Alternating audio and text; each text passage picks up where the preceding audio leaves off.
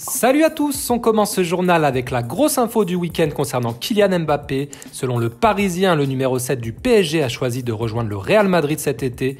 Une information confirmée dans la foulée par ESPN mais temporisée par plusieurs autres sources. Selon RMC Sport, le PSG n'a pas encore été informé par Kylian Mbappé de sa décision. Or, ce dernier a promis à Nasser Al-Khelaifi de l'informer en premier de son choix. Fabrizio Romano confirme que le PSG n'est pas encore au courant mais que le suspense touche à sa fin et que le Real Madrid est de plus en plus confiant. Selon le journaliste italien, le PSG travaille aussi depuis longtemps sur un plan sans Mbappé et vise au moins 3 grosses recrues pour cet été, un top défenseur central, un milieu de terrain d'envergure ainsi qu'un attaquant pour remplacer Mbappé.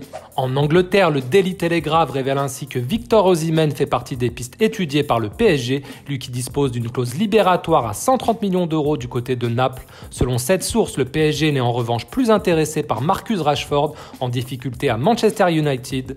Du côté d'ESPN, on confirme l'intérêt du PSG pour Raphaël Leao évoqué il y a quelques jours par Téléfoot. Selon le Parisien, le PSG compte poursuivre sa politique de recrutement autour de jeunes talents prometteurs et il n'est pas garanti qu'une grande star offensive débarque cet été. Le quotidien régional évoque ainsi un possible retour de Xavi Simons qui n'a pas encore tranché pour son avenir mais pourrait profiter du départ de Mbappé quand bien même il n'a pas le même profil.